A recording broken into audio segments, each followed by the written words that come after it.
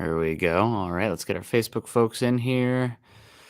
And as is customary, while those are spinning, gotta wait for them first. 1 and a 2. Okay, sip of coffee.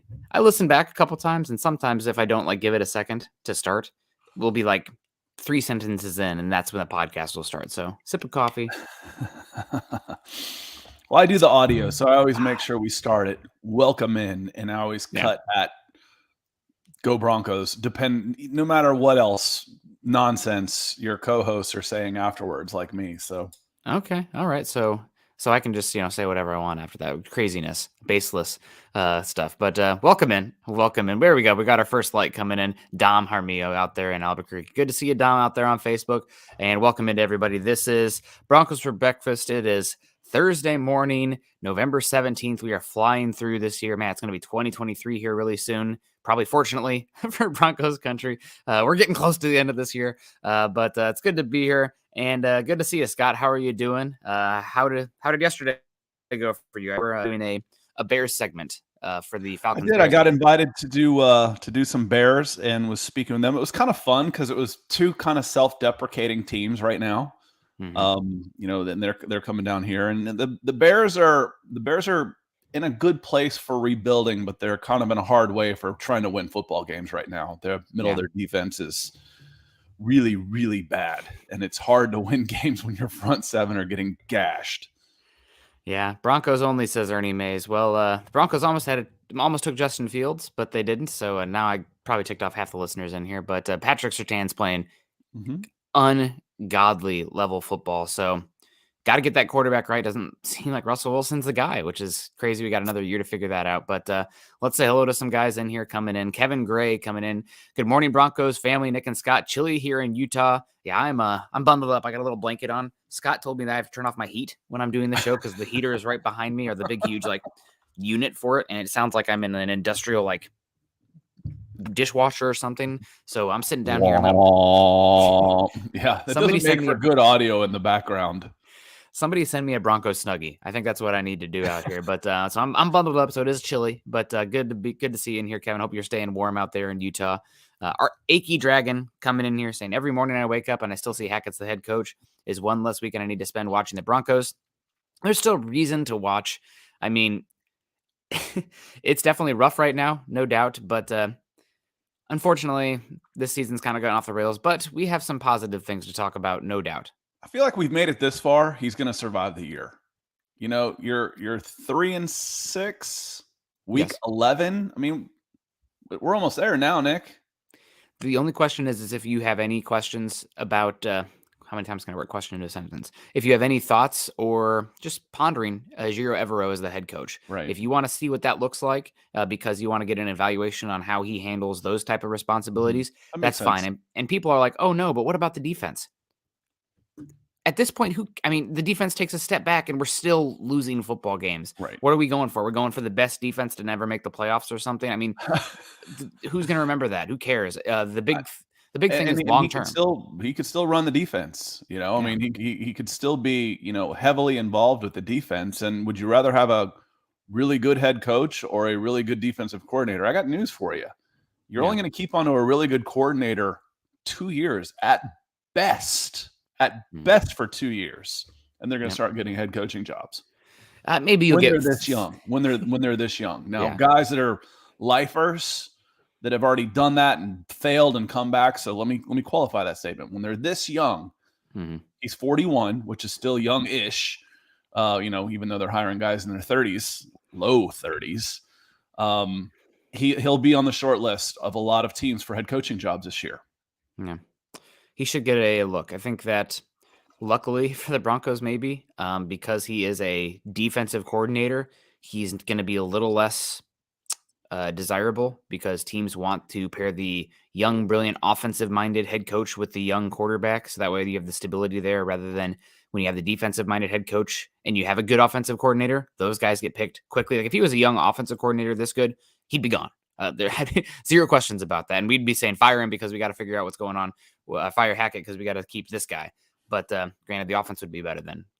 I digress, though. Plenty of reasons to watch this game. And this might be the best, most entertaining game you have to watch the Broncos the rest of the season. Raiders have a very bad defense. The Broncos are home. The Raiders-Broncos games are typically quite exciting, throw the records out kind of thing. And the Raiders are without a lot of weapons as well. And potentially Devontae Adams with an abdominal injury might be limited in this game. He's limited in practice, not going to be 100%. Now they don't have Waller or Renfro. If you stop Jacobs, you got a chance. I mean, the Broncos might even score 20 points in this one. Who knows? But Hickey, we appreciate you coming. My heart. I know. I mean, it's possible, especially if they get the offensive line reinforcements. But first, Jeremy Sean saying, "Morning, fellows. Hope everyone is doing better than the Broncos injury report." We had some positive fronts on that, but yeah, we got Richard coming in saying, "Hey, Nick and Scott, how about some positivity today?" Positivity. The Broncos have some really fun, young, cost-controlled players on the defensive side of the ball. And with those guys, you have a very solid floor with the defense going forward that you can build around, and should make it, no matter what happens with the defense, make it easier for the defense to keep this level of play next season. Patrick Surtain's still here. Caden's he's not going to get traded. You're saying he's going to get traded? I'm thinking of, though. I immediately started thinking of the top players on the defense, and I'm like, okay, Surtain, Draymond Jones. They're going to pay. They're going to tag him, or yeah. I have it on pretty good authority. You're not cost controlled anymore, for one thing. Well, he wasn't who I was going to say. I was going to say just how many young guys on the defense are stepping up that you should be excited about. Baron Browning, Randy Gregory, those guys. But, health concerns. Again, a lot of the questions. And it going back to Evero, it speaks well to how well this defense is playing despite all the moving parts. Yeah. There's been one of the consistent players there have been both Jones, DJ Jones. He ain't going anywhere. K1, did K1 sign a 1-year deal? I know he got a decent money. He probably, I was like, I figured he got more than one. He got a 2-year deal. Yeah. But I'm talking the guys who, Peyton draft picks on the defensive side of the ball. So far, most of those guys have been pretty solid hits. Now we haven't seen about Delarian Turner-Yell yet. We're still waiting on, he's on the injury report today. Ioma Uzurike, but Hennessy as a rotational guy getting in there a little bit. I mean, that's fine. But then how much have we heard from Damari Mathis since that Chargers game? He's out there starting opposite Surtain. For a 4th-round cornerback, he's doing awesome, actually, right now. So he deserves a shout-out. Caden Stearns is dealing with the hip injury, but he was looking great before the injury. Baron Browning looks like a first-round caliber edge rusher out there. And then you got Patrick Surtain as well. So a lot of fun building blocks on the defensive side of the ball that you have. And a first-round pick this season, but I think that's got to go on the offensive side of the ball. But yeah. I digress. A lot of fun, young, cost-controlled rookie contract guys on the defensive side of the ball at key spot. Oh, and also, God, I didn't even say, I was meant to go through the list. Nick Bonito is playing better and better. I don't think he's ever going to be a quality starter, in my opinion, but if he can be a super sub edge rusher coming in obvious pass situations and be a dominant speed rusher, there's a lot of value for that as the 64th overall pick. I was too focused on what he wasn't versus what he was in the draft process, and he got to improve a little bit in the run game. He'll be the first to tell you that, but man, he can get after the quarterback in those situations. Jonathan Cooper looked good last week in his first opportunity really to come back, had some good twitch to him, some nice burst off the edge. So yeah, I mean, there's a reason why it is really a next man up mentality on the defensive side of the ball. On offense, it's really, does anybody want to play? Yep. It's been tough. Yep, it is tough. I think and one positive we have here, obviously you are married to the quarterback position. I don't know if you saw this report from Tyler Columbus the other day. He was doing a show where he said that a lot of people are super confused on the Broncos because Russell Wilson has been calling out audibles and hot reads from his time with the Seahawks that has been confusing the Broncos offensive players on the field. That, like, what's going on? But and then it's been confirmed by Seattle reporter Greg Ball, and also Benjamin Albright said it's happening to an extent. Naj is coming in, and he's asking us this question coming in orange. He says, on the Columbus pod, he said Russ is battling Hackett on play calls and calling audibles most plays. He also said Russ doesn't know the plays leading to issues, hence the wristband.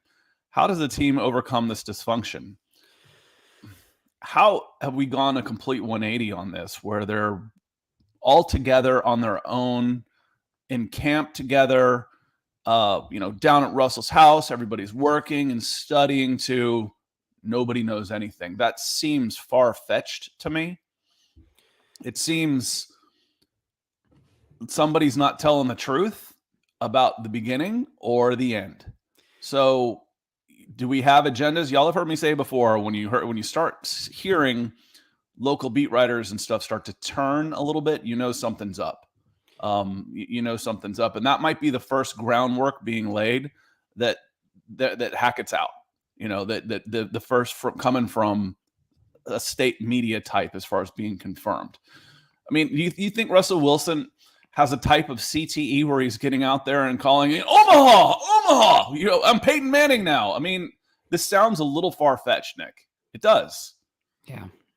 I do think that there might be some like audibles that he has ingrained in him that he's calling that are not like the actual hot read calls or line calls that are not carrying over. There's a couple games he couldn't even get up to the line of scrimmage in time to call an audible.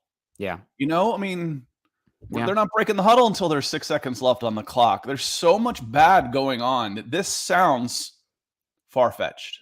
It does. I think that's true to an extent, given how many different sources have come out and said that there's something to this. And I also think your beginning part is correct. We have a brand new offense that's never been seen before. It's a perfect combination of Hackett and Russell Wilson. Blah blah blah blah blah blah blah. Everybody's seen everything at this point, and it's lip service. I mean, there'll always be innovation on the offensive side of the ball and defensive side of the ball, but to an extent, you're correct. To a 1,000th of a percentile, everything's been run. It's like music and entertainment. It's like I think it's really amazing anybody that can come up with a new song, considering everything's been done already. Entertainment, coming up with a new idea. Why do we keep recycling old stuff? Because everything's been done. It's, there's really not a lot of new. All they've started doing, Nick, is just calling the positions different. That's what they call new. It's off ball. It's new. We got this new position called off ball linebacker. You have body types changing as well, which means that different roles can change. Yeah, we could really get into that. But there's an evolution of the human being as well, where you got 300-pound guys running 4.6s. That changes the game for sure. The other thing I want to about leading issues with Naj saying Russ doesn't know the plays. Okay, why not? He's reading the playbook on the way, doing high knees. Either he's full of beans and he's telling us lies, it doesn't sync up with everything that we've heard to this point from these very same people. So why are you changing your story now? Why? Russ has lost the benefit of the doubt from me this season. Seems like Pete Carroll and the Seahawks are right, how much they keep throwing shots here. Oh, I studied the playbook and learned it before I was even traded here. Well, sounds like you don't have the playbook down right now. So that obviously wasn't true. And all this stuff is persona appearance based. So I don't trust what he's selling anymore. Unfortunately, probably burnt too hard on it's the hope that kills, right? So the other thing here is you talk about kind of different factions forming in the locker room. Sounds like there's some factions forming in the offensive coaching staff as well. Haven't verified that one, so don't want to throw out any specifics. But what happens when let's say you're in a class project for a whole season or a whole year, and you have to give multiple presentations, and the first ones go extremely poorly. What do you do? And you want to get a good grade? Screw that. I'm going to do all the work myself. And you keep digging yourself further and further in and isolating rather than working as a cohesive group. And you said, you do this part, I'll do this part, and we'll show up, or I'm going to do it this way. So that's kind of, I think, where we're at right now. Where else are we at? Hackett's setting up his next job. Yeah. Where are these leaks coming from? Okay. I've said it several times. Hackett will get another job. No problem when he comes out of here. And he's going to sit in an interview, and it's going to be really easy for him to say, that general manager cut my legs out. He gave the quarterback all the power. I basically was just a mouthpiece up there looking happy and saying howdy doody on camera. That's going to be I'm not saying that's what this is, but the cynic in me saying why the 180-degree flip on this, when everybody's working so hard and everybody's working together and we're doing this stuff all on our own and kumbaya, to he doesn't know what he's doing. Where's that coming from? And who has what to gain? because who's on their way out? It's a lot easier to get rid of your head coach than it is your, $100 million dead cap quarterback right now. And your head coach is the one that's going to be needing a job. Mm-hmm. So 100%. Just, look at it all the ways. How does a team overcome this dysfunction? It's going to take Naj to answer the question. Russell Wilson's not going anywhere for 3 years. Yeah. It's going to be a new head coach. It's going to come in and say, this is how it's going to be done, or you're going to sit and watch. Naj, thank you so much for the $20. We appreciate you coming in and supporting our show and all the Mile High Huddle podcast. You're a real one, buddy. And I know the season's been tough, but you keep supporting us, so that makes it a lot easier for especially us. Ethan coming in. Good afternoon, Jensen Broncos Country. Good to see you. We got Blave Bliss coming in saying, morning, Scott, Nick, and Broncos Country. Bam X is in here. Good morning, Broncos Country. Dom dropping in the like. You guys be like Dom if you're on Facebook or YouTube. Make sure you click the thumbs up, like the show, drop the reaction. Dom says, good morning, Nick. Ready for the FBS playoffs. UGA all the way. Go Dogs. Have a great day, my boys. And 24 degrees in Albuquerque. Yeah, I'm ready for the college football playoffs. I'm really hoping that 3 SEC teams don't make it because we don't need just an SEC regional invitational tournament. But if they're the best teams, then I guess. But I don't know, right? I'm probably going to vouch for a 1-loss Ohio State or Michigan, depending on how that game plays out, because all these SEC teams have already played each other too. So the argument like, well, they played each other and the winner gets to go and the loser shouldn't. Same with the top SEC teams. So maybe your argument then is for TCU if they went out. Okay, if TCU goes undefeated, for sure, put them in. They'll get killed, but put them in. Or I'm very intrigued by a 1-loss USC team. I know the Pac-12 isn't great, but I think it'd be USC hasn't made the playoffs yet. Caleb Williams is a freaking superstar caliber prospect, and I'd be more interested in that than seeing LSU versus Tennessee again. Richard coming in. Rematches. I don't want rematches. It ruins the regular season for me. Yeah. Anyway. We're going to get them with the expanded playoffs regardless. Which is why you don't need to watch the regular season. Oh, I'm still tuning in, baby. Prospects, Scott, we're in draft mode now. Richard coming in saying, so we need defensive scores to win. Unfortunately, that's like I'm in this level of hell right now, and everybody, oh, poor Nick. But and the Iowa Hawkeyes are winning. But like the Iowa Hawkeyes are like a hyper version of the Denver Broncos, where guys, believe it or not, the Iowa offense is more anemic than the Broncos offense. Now, maybe that's not true because they beat up on Purdue and Northwestern a little bit, but they're horrible. The Iowa offense is horrible. At least with the Denver Broncos offense, you have explosive touchdown passes. You're not getting that from Iowa. You're just hoping that it's not a tackle behind the line of scrimmage every play. But on the other end of the spectrum, while this Broncos defense is great, they're not creating turnovers, and they have 0 defensive touchdowns on the year. I think the Iowa defense has like 4 or 5 defensive touchdowns on the season and turns the ball over like 2 times a game. Something insane. Like they're just playing at a different level. So, yes, the Broncos need to have some defensive scores to win. The other big difference between Iowa and Denver that Denver is not winning in the margins is that the special teams is night and day. Iowa might have the best special teams in college football. That's how they win all these games, despite always having terrible, like all the analytics and whatnot. So there's no way Iowa should win. It's too much college football, brother. All right, you're right. You're right. But no, we got to get down to draft mode here pretty soon. But unfortunately, we're not talking draft. We're not talking prospects. We're talking college football philosophy.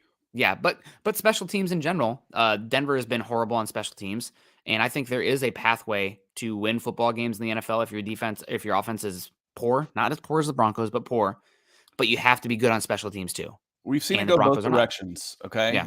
The last game against the Titans and the win against the 49ers were 2 very similar games. Field position won each of them. Mm-hmm. Field position won both of those games. Field position was dictated by special teams. Now, if you were a better team, better on offense, it wouldn't have come down to that. So I don't want to have to count on my special teams. They are the third phase, obviously. But what Jesse says coming in would be really interesting on a video game.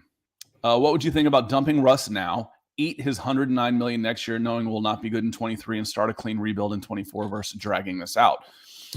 You could. You'd end up with about $70 million in payroll after injuries and other dead cap and stuff. Anybody that you might think about wanting would be gone. Forget about re-signing Draymond Jones. You'd have to move Justin Simmons. It would be a slash and burn type of thing. Would you really want to try and do 55 across 2 years? Do it after June 1st, Jesse, and you can spread that dead cap across 2 years. we talk about the salary cap expanding. Okay, the salary cap could go from 200 to 250. That'd be a 25% increase. That'd be big. That just means players are going to be getting more money. That just means the $7 million guy just became worth 10, et cetera, et cetera. So it doesn't necessarily make it any easier because you're still competing for the same players with all the other teams whose salary cap also just went up. It helps with current contracts like this one. But yeah. I think, Jesse, and again, why I was a little snarky in it, and this wasn't at you, why this makes sense in a video game is because it's not anybody's real money. He got a $50 million signing bonus from somebody. Now, I know billions are billions, but people they don't become billionaires by flushing $50 million checks down the drain. So, yeah. I don't think they'd be willing to give up on Russell Wilson this quickly. But we'll see. I would be shocked beyond belief if Russell Wilson is gone after this season. But if he plays this poorly and the offense is this dysfunctional, and there's so many reasons to blame him, but if let's say that you have better injury luck next year, you switch the variables of the offensive scheme and coaching staff, and it's still, let's say it goes from the worst in the league to bottom 5 or bottom 10, then you have to have a conversation, I think, and talk about the cap hit becomes much more palatable with a post June 1st cut. I think it makes more sense just to stash him on the practice squad for next year. Yeah. Well, yeah, because in the next 2 years, his cap hit next year is only $22 million. Why would I eat $100 million cap hit or even 55 across 2 when I could just eat a $22 million cap hit and have him still on the roster? So the next year's cap hit in 2024 is only $35 million. His dead cap hit, even spread across 2 seasons, is more than that. So again, 2025 is his cap hit goes from 35 to 55, and his dead cap drops to 49. Mm-hmm. So you're not getting rid of him. You might just mothball him, which is a possibility. I mean, do you see any other way around it? You're playing with a 52, or you just got the most expensive practice squad guy in the NFL? I mean, you also have to account for Russell Wilson and his camp. I'm curious if they would do something contractually to I would non-injury list him or something. You can keep him away from the facility while still paying him. This is crazy. Do it with pedophile teachers in California all the time, but that's a different story. Yeah. We'll see. Russell Wilson's going to get next year, and if he plays poorly next year, I think there's a very strong possibility that we're in the quarterback conversation, and then you probably keep him and a rookie quarterback, and then go from there. But it's crazy. It's absolutely nobody saw this coming. How did we get here? Naj comments, thanks, brothers. Year after year, it's so rough. So having brothers just to listen to really helps. Well, thank you so much, Naj. We appreciate you. Let's say hello to some more folks in here. Dr. Van Nostrand coming in. Who in their right mind would take Russ's contract? He isn't going anywhere. It might be something It's not about trying to trade his contract. No. And frankly, even if it was, I mean, who would take Russell Wilson right now? It has nothing to do with the contract. It has to do with what it costs you because what you're paying in guaranteed money. Mm-hmm. So what's the cost of losing him? Not can I get someone else to take him? Getting someone else to take him, they usually just pick up the base salary. The base salary for 2023 is $8 million. That's all they're picking up. Yeah. You're stuck with those guarantees, fellas. That's the dead money that we are always talking about. The guaranteed money is what you are stuck with, not that team that would take on. You trade Russell Wilson, the other teams gets $8 million. That's what they're liable for. You are still liable for all those guarantees, including the signing bonus you gave him, which counts against your dead cap. That's the problem. We talk about the salary cap's a myth. It's a myth while you're playing well. If you're not playing well, it becomes an anchor that's dragging you to the bottom of the frickin' sea. Yeah. Okay, Toyin, want to say hello, good morning, afternoon, Broncos country, good to see you. Dave Glassman, good to see you, Dave. We got Zay coming in saying, can we all just admit that loving this team this year, we are all pain freaks? Yeah, masochist, I think is what you're looking for there. Greg Smith coming in, top of the morning, good to see you. Benjamin The more Flores, you suffer, the more it shows you really care. Yeah, Shout out to the offspring. Benjamin Flores, what's up, man? Good morning to you, good to see you. We got Chris Jenkins saying maybe if we put Vance, Vic, and Hackett on the same coaching staff, we can combine their powers for a few more wins. Yeah, that's Maybe. Ernie Mays is saying this Bronco game, they're going to get 21 points in field goals. That means they're moving the ball to get into field goal range constantly. So that'd be great. Andrew Lampy coming with support on Facebook saying, morning, fellas. Happy Thursday. Happy Thursday to you. And good Andrew, to see appreciate you coming in late last night. Right as we were signing off, you came in with some stars. So shout out. Want to say thank you. You might have gotten the Twitter shout out. I'm not sure, but this is a thank you from us today, for yesterday, for what's coming and what has passed. Thank you very much, Andrew. You're a big part of the show. Thank you so much. Michael Ronquillo saying, good morning, Nick and Scott on Broncos for breakfast. Also, we got Rob. Good morning, Nick and Scott. Given our standings, are any of the BFB shows going to be more draft-oriented in the near future? Probably not. I mean, we're going to start talking draft segments, no doubt. And if you guys put in super chats about draft questions, then guess what? We're going to talk about the bleeping draft. I'm starting to get excited for that. But yeah, there'll be more draft content coming up, and for sure, come January.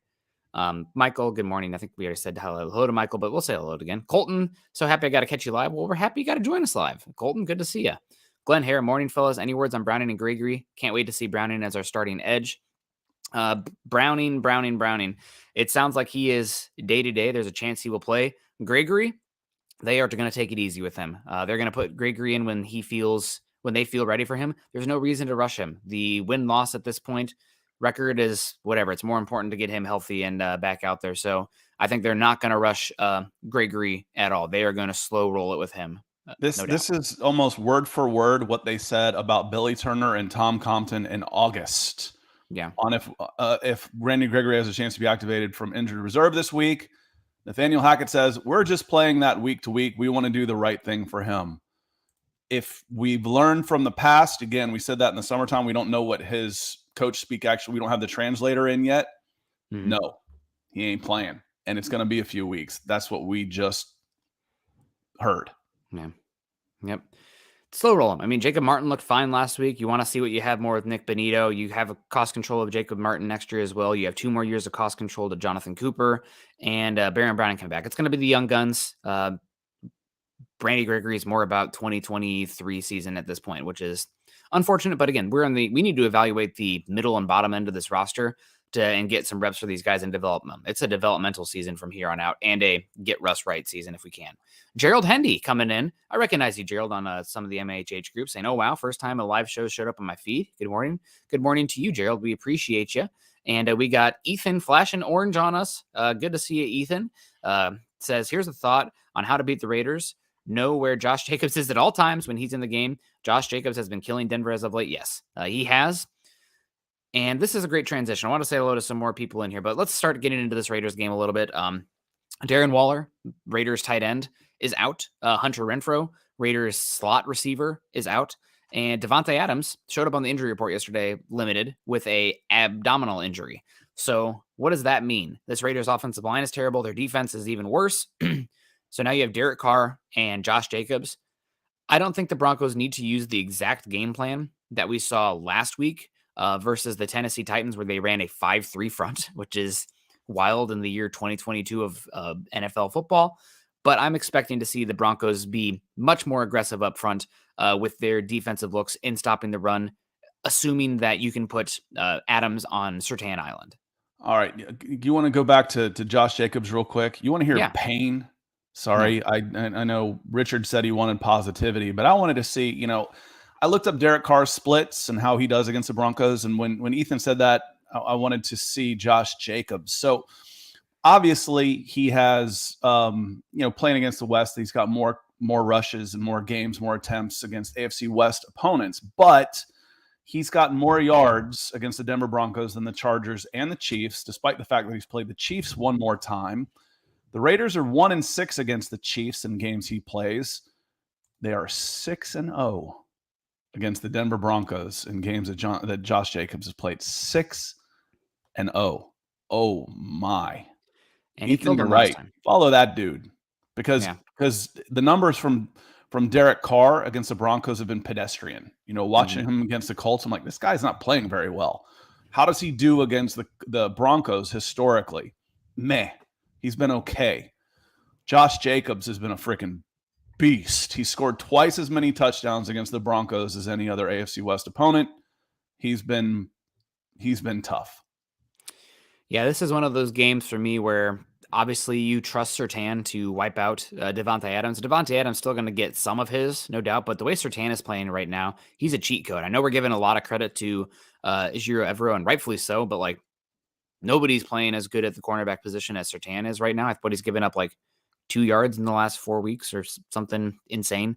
And he's not making the turnovers. That's kind of true, but the Broncos aren't playing with a lead where the other team has to play more aggressive and take those Why chances. would I throw at him? And they're not throwing at him. They're not throwing at him. So this is a game where I think you say Surtain, at least in the first half. You might have to adjust depending on what it looks like, but in the first half, it's like, okay, Surtain Island. We're going to really put that to test. Or Devontae Adams great, but we're going to bank on him being the only dude.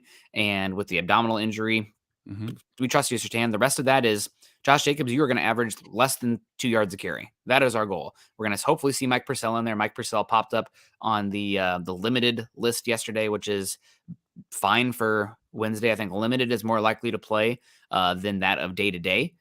So we will we'll see him out there, I'm assuming. So this limited is DJ Jones standard for veterans. Yeah. On a Wednesday. Yep.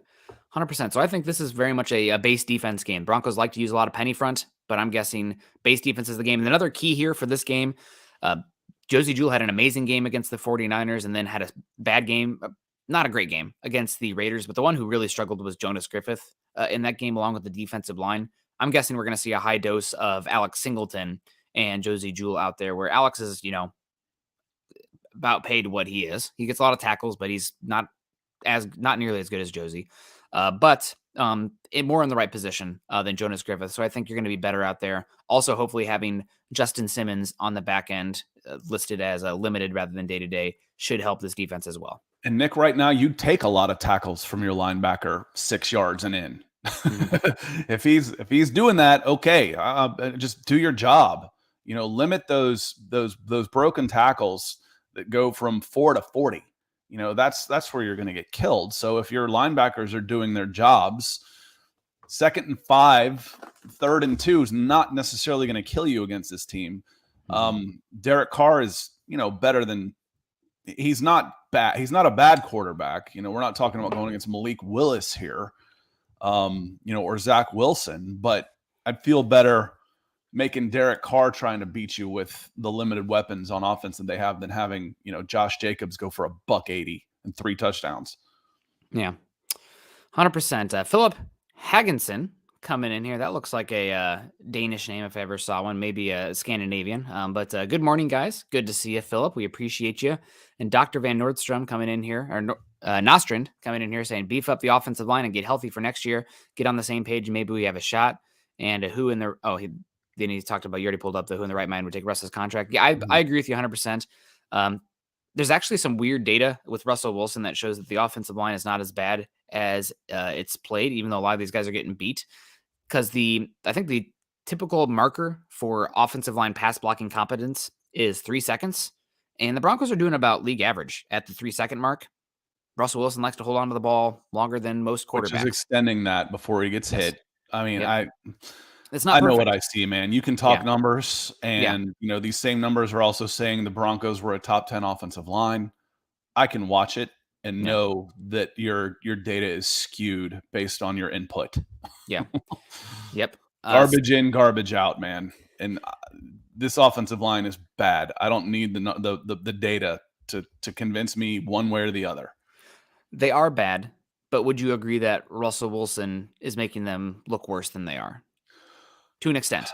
Is it the chicken or the egg on this, though? Like we said the other day, when I'm dropping back to pass and I'm afraid of getting hit, he's all of a sudden got happy feet back there. He's getting jumpy. He doesn't trust his receivers coming in and out of the break. Now, is that all on Russell Wilson, or is that a combination of all of it?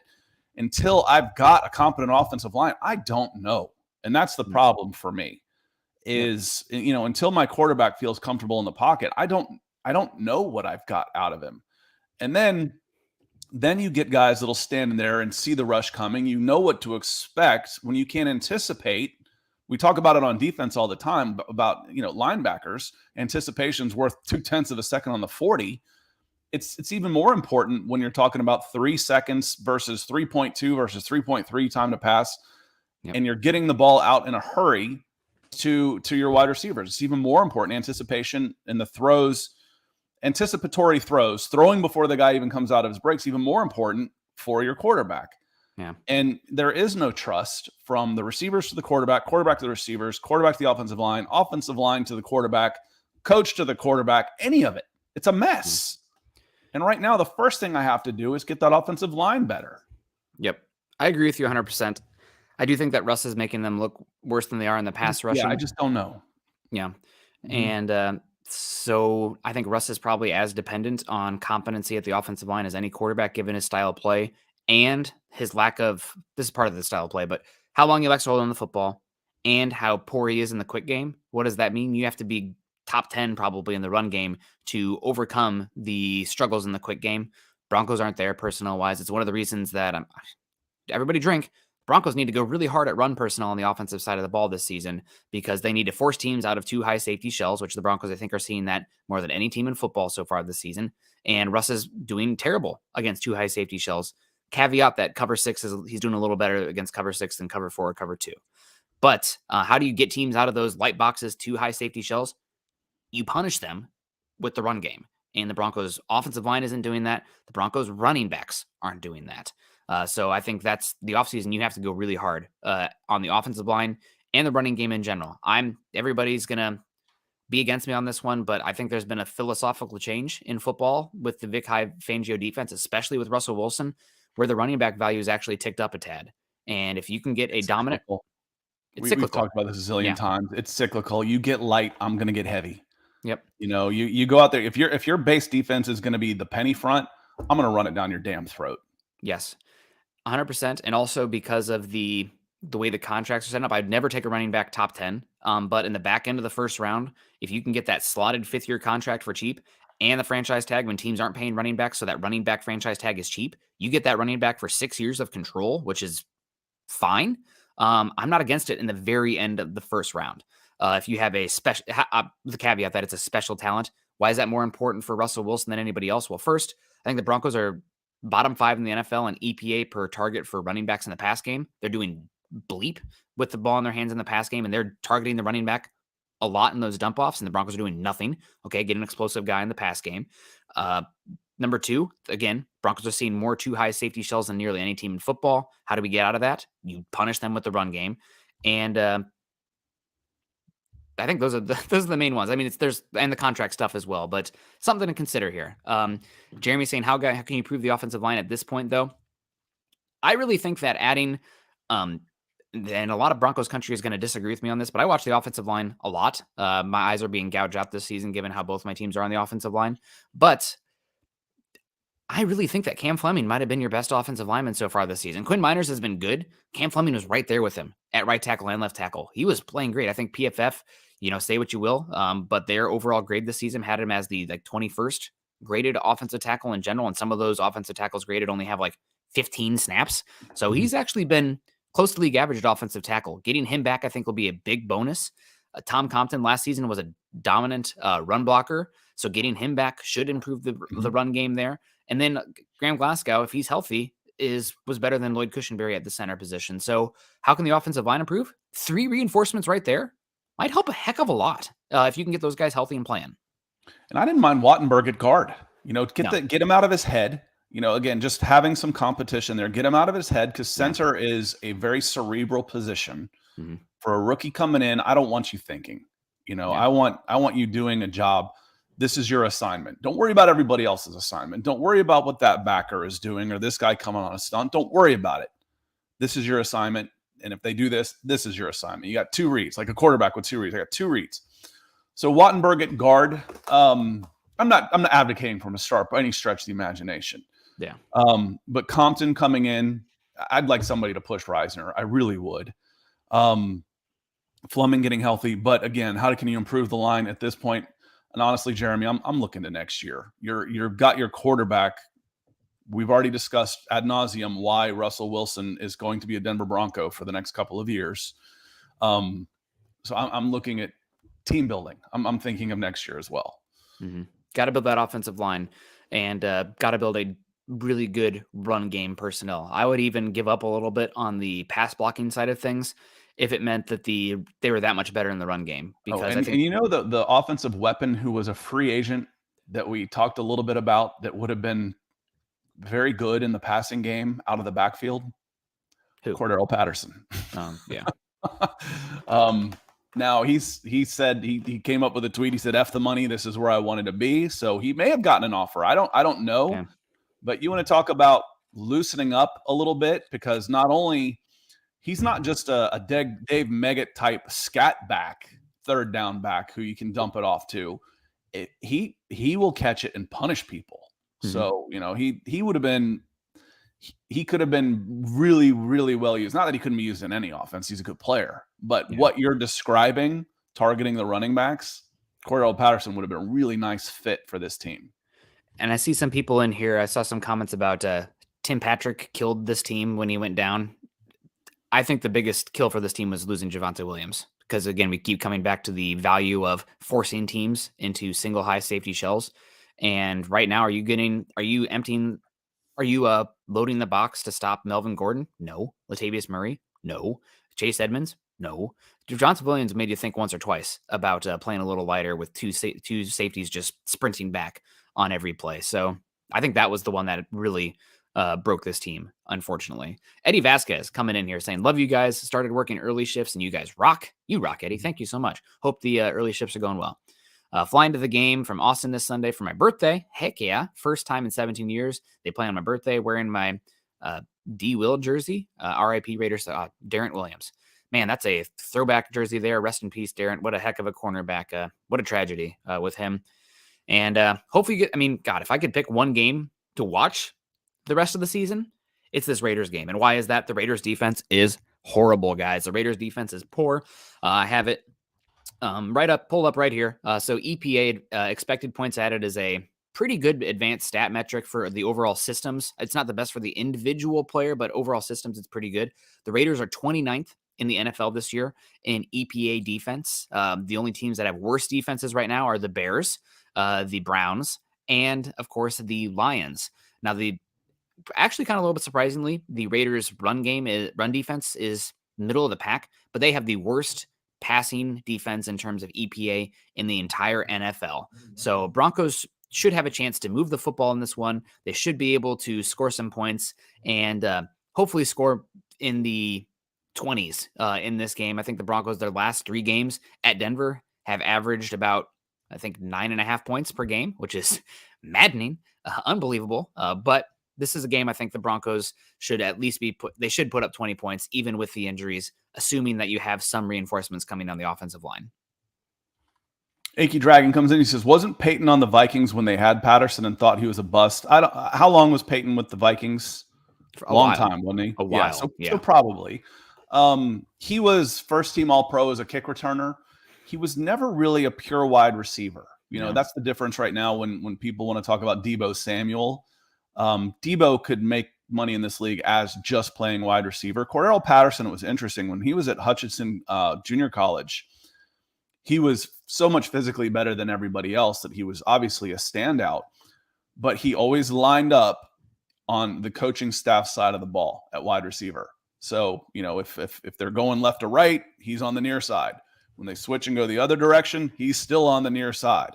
So he was always on the coach's side of the ball. So there may have been something about his understanding of the game or whatnot, the nuances that just took a little bit longer for him. But Arthur Smith found a way to use him effectively, and he's had, in his years 30, he's become a pretty dangerous weapon besides just kick returns. Yep. But he's been on 5 teams, so it's not like he was a special teams guy, that who had made a nice living. Like, okay, well, let's hand him the ball in the run. Again, running back's not the most cerebral position in the world. I'm going to hand you the ball. We talk about contributing early. A route tree for Greg Dulcich isn't that hard. I don't need to worry about blitz pickups and all this stuff. He can come in and contribute as a receiver, a running back. How hard is the playbook? Give me the ball. Do I run left or right? That ain't that hard. Give me the snap count and hand me the ball. Blitz pickups and all that type of stuff gets a little bit tougher. But using an athlete like Cordell Patterson, Arthur Smith has done it very well with the Falcons. Yeah, 100%. Gary Hoover saying, good morning, guys. I keep hearing Hackett say the games are 1-score games, but normally you only say that when you have competitive games. We aren't competitive with the poor play calling. They're 1-score games because the defense is... Scott, did you ever watch Game of Thrones? Oh, yeah. Yeah, I read all the books too, so Okay. which is 2 different stories, so. Yes. The scene, not I guess we can do spoilers, but the hold the door scene, that's the Broncos defense at this point. Other teams are scraping at them and, slowly decaying that unit, but the defense is holding them back for the offense to at least have a chance. In the end, the bad guys seem to keep winning this one, but that's the defense. It's almost an insurmountable task holding the door against those opposing offenses to the Gary, extent you're going to be that in every game. When you've got a number 1 defense in the league, as long as they're playing and still holding up like that, you're going to be in every game. Yep. So it is competitive. But you get down a score, you feel like it's over. You go up 10 points through a busted play and a bunch of a couple penalties that put you in field goal range, and you're up 10-0, then you're done. Okay, so can you hold everybody else to under 10 points a game? Well, that's a tall order in the NFL. You're holding them to under 20. What is it, 16? Something that the points per game is really good. And again, the efficiency of this defense is much better than it was last year, because if the other team got as many possessions this year as if they got as many possessions last year as they do this year with as many 3-and-outs as we see, the Broncos wouldn't have been top 5 in points per game. I promise you that. Yeah. Yep. Nick Simmons coming in here saying, I've been a season ticket holder for 12 years. Well, congrats to you. That's a big one. This is the first year I have no desire to go to the last games of the season. This is the worst I've seen it. You know what? Sell those tickets or donate them or something like that. Don't give up those season tickets, because eventually the ball will bounce back. Maybe the Broncos will be relevant again by the time Patrick Mahomes is on his downward arch of his career. And that'll be good for Denver. But things will bounce back eventually. It's definitely frustrating right now, but I've said it 100 times on here. Bad football is better than no football. So we'll continue to watch, and there's still plenty of young players to look for that we can build on towards the future. But keep your head up, Nick. We also got Gatorade Gaming coming in here saying, morning, Nick and Scott in Broncos country. Good to see you, Gatorade Gaming. Hope you're doing well. Getting back to the Raiders, he says the Raiders defense is bad, but we are pretty bad offense ourselves.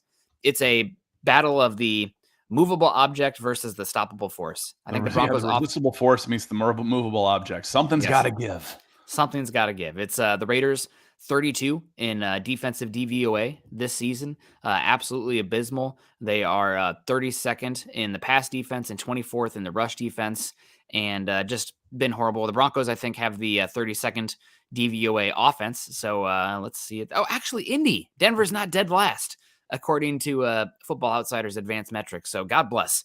The Colts are actually worse, according to the adjusted weighted based on schedule and performance. So awesome. Broncos not last. But this should be a game again where the Broncos, I think they can do enough offensively to keep this game as intriguing and enjoyable. And also, we're not playing for draft position right now. It's not like, I think ESPN FPI right now is projecting the Broncos team to earn the 3rd overall pick in the draft this season, which then would go to Seattle. Hell no, we're not playing for that. We're playing to give the Seahawks not a top 10 pick now. And I think this is a game where you can start to build on that. Robbie Doe, if that's who you really are, Robbie, says, remember the last 2 games of the season, Broncos and fans jumped on the blame QB bandwagon, podcasters and all.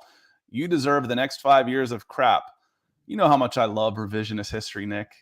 It's just, let's just make things up as we go along, and we'll say that's fact, and we'll state it as fact. Therefore, it must be fact. Robbie, you don't know what you're talking about. So have a good day. Sounds like anybody's blaming the last 2 games of the season because it was Drew Lock's fault, the last 2 games. Come on, man.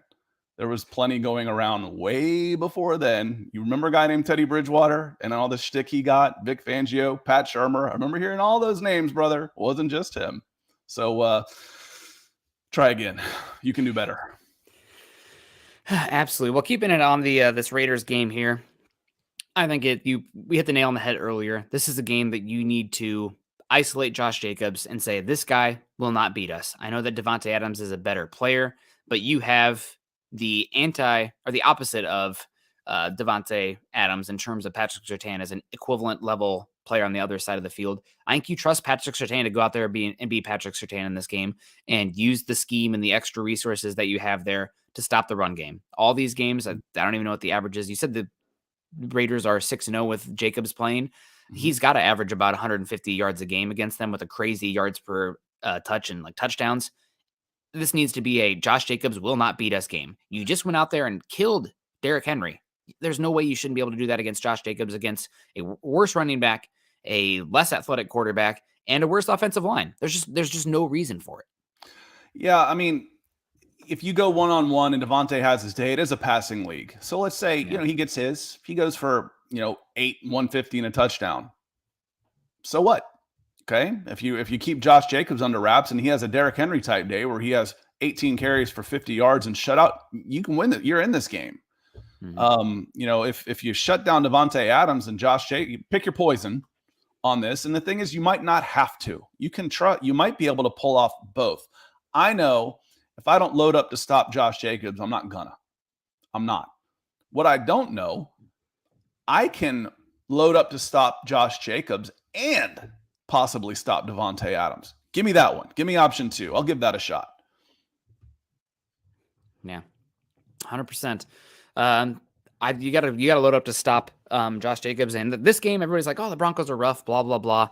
It's not rough. Mark Schrader coming in. Good to see you, Mark. Hope you're doing well. I know that the road to recovery from that heart surgery is not always easy. So, but thinking about you, and I was like, I haven't seen Mark that much lately, but good to see you in here saying hello. But yeah, this is a game. The battle of Devontae Adams and Patrick Surtain itself will be worth the price of admission, in my opinion. It's two bad teams, but if you're looking for an elite matchup, it's right there. That's going to be an absolutely fun matchup to see. And I think also we talked about nobody's targeting Patrick Surtain this season. Patrick Surtain against Devontae Adams, when Devontae Adams is like probably the only legitimate weapon out there for the Raiders, is when you got to watch. Now, I will say, caveat, the Broncos have given up some home run balls in the back end of the defense, especially with Kareem Jackson slowing down, Justin Simmons hurt, blah, blah, blah. Mac Hollins is a great deep ball, go ball kind of guy. He's what you want for your fourth wide receiver because he's amazing in special teams, great blocker, big height, weight, speed, deep threat kind of guy. You don't want also to have Mac Williams catch that 170-yard touchdown that changes the game because you can't keep up with that level of offensive output. But I think that you do everything you can to stop Jacobs, isolate Adams, and then hopefully roll coverage over to that deep side if Hollins is getting there deep with that single high safety. So we should probably talk the Broncos on offense with the Raiders defense now. Yeah, and that's what worries me about this, Nick. If I've got my choice of having, I think it's harder to play offense. So if I've got my choice against, if I could have the good offense and bad defense, or the bad offense and good defense, I'd probably take my chances with the team that can play offense, even against the really good defense, because it's harder to play offense. What that means is the Denver Broncos, really historically bad offense, can still be held in check by a bad defense. Mm-hmm. That's whereas, it won't take 30 points to beat this team. It could take 20 points, and a good offense getting 20 points is really holding them back some. That's still, for the most part, you're still doing your job as a defense. But what can they do here? We've just talked about all the dysfunction. Like you said, run the ball, play action, find Dulcich, catch the ball when it hits your hands. There's been a ton of drops this year, Nick. Yeah. On both sides of the ball. Russ, get rid of the ball quicker. Trust your reads, trust your receivers. If a guy runs a wrong route and you throw an interception, yes, it goes on your stat. So what? Let the coaches and announcers cover for you. Just play within yourselves. Keep it simple, stupid. Don't go swinging haymakers every single time. Let's see how many cliches I can throw out there, but keep it simple. Would I say? What would I say on this one? When we're talking about the over under on this, it says the over under was easy money. I said that last week. I don't say that this week. The last game these guys got together, they scored 50 something. 52. What was it? 31-21, 52 points. Mm-hmm. The Raiders have scored a lot on the Broncos. I think the first Raiders game I watched with this Broncos while doing this, Derek Carr averaged about 27 yards per completion. The different defense now, but I wouldn't touch this one. I wouldn't touch this game either way. It could go. For me, it's completely unpredictable. It really is. I joked about the Princess Bride when we were talking about it yesterday, Nick. It's like, clearly I can't choose the cup in front of you. And clearly I can't choose the cup in front of me. Am I supposed to choose the Denver Broncos right now the way they're playing? I can't do that. Josh McDaniels at the Las Vegas Raiders, I'm really going to pick them to win? No way. I can't do that. Maybe Nathaniel Hackett was wrong. Someone doesn't have to win this game. It can be a tie crap fest. But I wouldn't touch this game. This game is unpredictable to me. We got to pick a winner, though, regardless. No, I don't. Who do I pick? I would go the historical route. I would go the 6-0 running back, and I would go the team that has looked competent on offense, and I would go the Raiders. And I can't pick the Raiders because Josh McDaniels is 3 years proven what we all think Nathaniel Hackett is. Mm-hmm. So, well, at least his side of the ball works. The side that he's coaching. Yeah. I mean, they're injured, they're beat up. But how do you pick the Broncos right now at home? I don't know. I don't like it at all. I mean, in a vacuum, I would probably say the Raiders, but at home with a better defense, the Raiders can't beat anybody right now. I'd probably say the Broncos. I don't like this game at all, Nick. I'd flip a coin, honestly. It's completely unpredictable to me. Stay away from it. I'll usually give y'all a game, something to bet on, and I'm probably about 5-1. Talking about, take the over, take the under, take this team. Usually it's over under on this. Don't touch this game, man. Don't touch it unless you're trying to hedge. Unless you're trying to hedge on this, and how much would I pay for a win? This one's unpredictable. I think if the Broncos do get the offensive line reinforcements in this one, if I know. But if they get their offensive line reinforcements, I think they do win this game. I think the defense is playing at a level, and I think they're going to want defense is focused right now, I think, on obviously winning football games, but going on a run and being like, okay, we're not winning football games. Let's just be the best defense we possibly can be this season. The outcome of the game be damned. We're going to do it. And they gave up, 32 points to the Raiders last time. This is their worst output of the season. I think they want looking to rectify that. I think they've, very annoyed by getting beat by the Raiders and Josh Jacobs. The Raiders are injured pretty badly. So if the Broncos offensive line is getting Glasgow back and Fleming back and Compton back, or even just two of those three guys, I feel a lot better about this offense. So I think the Broncos are going to win this one. Win this game. I'm going to have the Broncos winning 20-16. So that is the under. That is the under. And it was 55. It was 32-23 last time. 32-23. Yep. Mm-hmm. So I'm thinking the under on this one. Both these teams are more injured this time. And also I think the Broncos are going to lean into what we saw a little bit last week. Maybe not as much 5-3 defense, but definitely a lot of base defense out there. And I think they'll be better for it. Also having Justin Simmons in this matchup when they didn't have him last time, I think will help as well. So 20-16 is what I'm going to go. I think the Broncos win this one. Matchup to watch on both sides of the ball. So number one is, of course, Patrick Surtain versus Devontae Adams. Typically, you don't see cornerbacks shadow guys these days, but with how injured how injured the Raiders are in the pass catching department, I think this is a game where you consider shadowing a good bit. And then the other side of the ball, it's probably got to be Max Crosby versus whoever he goes against. Russell Wilson's got to feel him out there. I think you have to run a lot to protect your tackles. I know the Raiders are good, average, not good, against stopping the run versus dead last in the pass. I still think that means you need to run the football and then be super explosive and effective when you pass. It doesn't have to be a high volume passing game. It just needs to be effective and explosive when you do pass. So that's what I'm thinking. I think the Broncos 20 points. And do you think the defense is going to score 20 points? No, but I think this Raiders defense is that bad that even the Broncos are going to put up 20 points against them. Highest output of the season, wasn't it? With 23 points. Yep, in Vegas. By a good margin. What was the next closest? 17? No, they get 21 against the Jags. Okay. Jags. They did get 21 against the Jaguars. Jaguars defense is better than this. It's just, to me, it's unpredictable. And again, I've told you before, I have trouble when you've got an emotional connection. It makes it harder to be logical. And you think the big grudge match, Seahawks, the Russell Wilson Bowl, lost. Josh McDaniels coming back to Denver as the head coach with the Raiders. Well, you went there. Lost. You're 0-2 in those big, we can't lose to that guy games. Well, this is a third one. There's a third one coming up.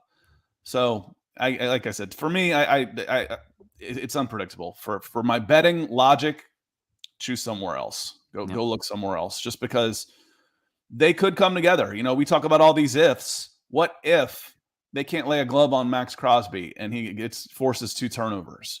What if these guys really do like Josh McDaniels and Derek Carr rallies the team and is able to pick the defense apart? What if, again, you talk, I'll just stick with Crosby on this. The defense is bad, but it only takes one guy. You've got a hole in your offensive line, and you've got one of the best edge rushers in the league. It only takes one guy to ruin an offensive play. On the other side of things. And then, you still go back to the Josh McDaniels factor. He's a buffoon. I don't believe that these guys want to play for him at all. But what can we say about the Broncos? So anyway, I don't. I'll pick the Raiders just for the sake of Broncos country because I am a jinx. But I don't feel good about this game one way or the other. Yeah, I don't feel good about it at all myself. And one last thing I wanted to get into before we get out of here, Scott. I don't know if you saw this data come out yesterday from ESPN. 538's been working with ESPN. Let me know if you can see that on your screen. Keep coming. You gotta really better to have it that you have to scroll one more still. Yeah. Goodness. Okay. And just scroll.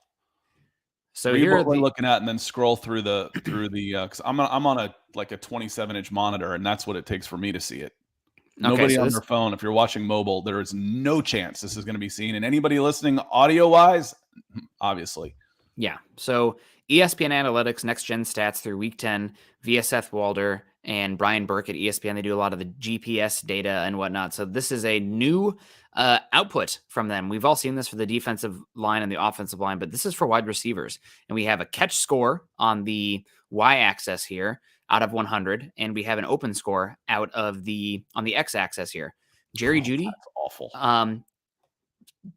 2 of the worst catch score players in football so far this season, but the 2 worst. The 2 worst in this data set. There are a couple tight ends that are worse, but yes, the 2 worst. And also on the x-axis, they are probably in the top. Cortland Sutton's in the top quartile. Jerry Jeudy's in the top 33% for open score.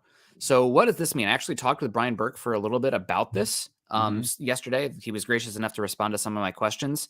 The Broncos are, Jerry Jeudy especially, but also Cortland Sutton, dropping the ball at a poor rate. But why are they so open? What does that mean despite the catch score?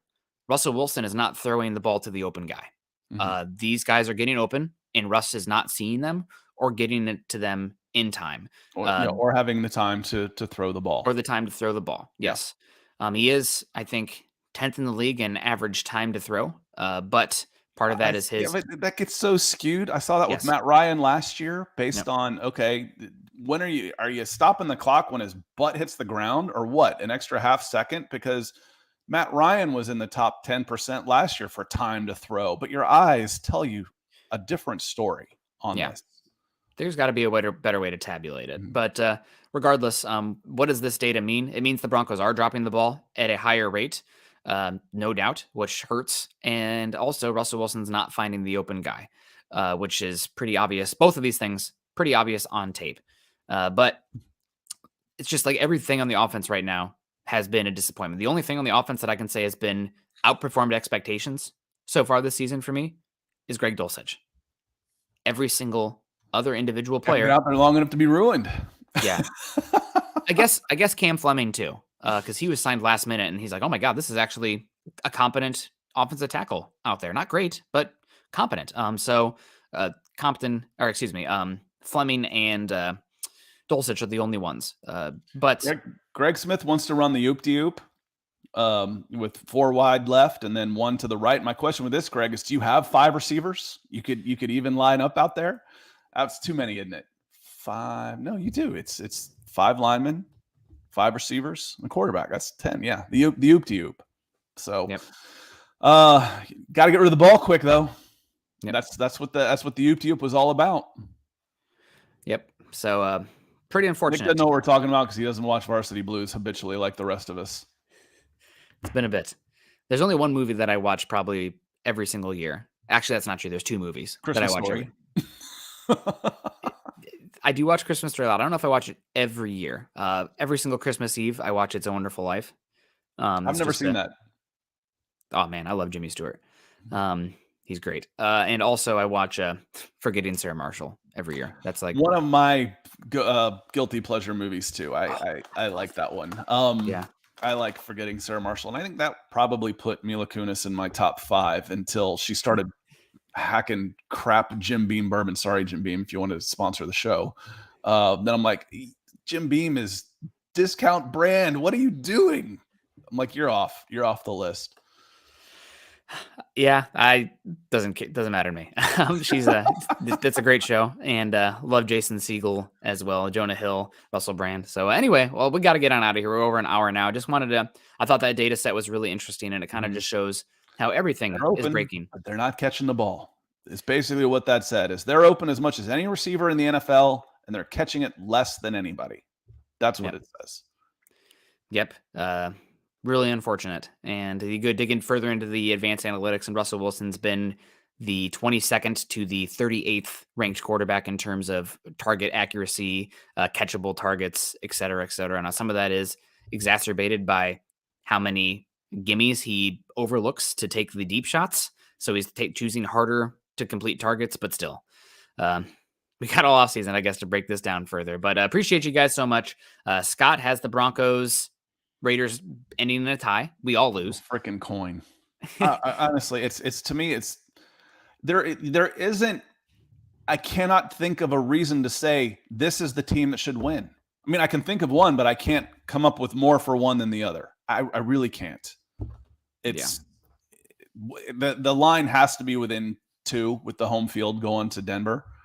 2 or 3 with the home field, which is basically a pick 'em. Mm-hmm. And then the over-under, normally I'd say the under, but these boys put up 55 points last time they played. So there isn't a lot I like about this game from a pick'em point of view, other than stay away from it. If it was me, I'd hedge. If you want to buy a victory for this one and get paid for your misery watching your team lose, this is a good game to do it. 100%. Well, I got the Broncos winning 20-16, and feel those good vibes rolling. Well, we appreciate you guys joining us today. Make sure you're following Scott on Twitter. Scott is at Scout Kennedy. I am at Nick Kendell MHH. Also, make sure you're following us at BFB_pod on Twitter, as well as at Mile High Huddle. If you haven't done so yet, join our Facebook communities at facebook.com/Mile High Huddle and facebook.com/Mile High Huddle pod. And as the ticker says underneath, please like, subscribe, and share on Facebook, but especially on YouTube. We are always going live on YouTube. You're more likely to get a notification on there. And also, I say hello to our Twitch folks as well. I see Gatorade Gaming's in here with the llama picture. Maybe that's an alpaca. It looks a little furrier. But appreciate you guys so much. We're going to keep at it here. Obviously, the season's been rough, but I think this is going to be a fun game. This is going to be one that you're going to want to tune into because the Broncos offense is actually going up against a bad defense. So we might have some fun. The stakes in this game are sky high. I mean, they really are. The loser of this game could be looking for a new coach on Monday. It's very possible. The Raiders won't. They can't. They don't have the actual finances to move on from Josh McDaniels. Baloney. The old vote of confidence. Not buying it. Not buying it. I think these guys can come up with money if they need it. So maybe they'll get a GoFundMe going. But I see pictures of Mark Davis after games eating at Burger King in a booth. I think he's a little strapped. And that's not a joke. That's what are you moving to Vegas for? You make those moves to put billions in your pocket. Are you incompetent as an owner too? Oh, don't answer that. I know. I think they are still paying for the stadium. They're paying the league for the move, and they are paying their last coaching staff big money still. So I think that they are stuck with McDaniels. He'll be the head coach again next season, barring something crazy happening. But we'll see. Appreciate you guys so much. Obviously, the season hasn't gone as we had planned, but we're not going anywhere. The team's not going anywhere. Offense isn't going anywhere. But we're going to continue to break them down and have fun with it. You guys make it a lot of fun as well. Like I said, we really do appreciate you coming in. Thanks for all the support, the comments, tuning in, and the super chats, of course. You guys have a great rest of your day. Have a great weekend. As always, choose compassion and kindness, and go Broncos.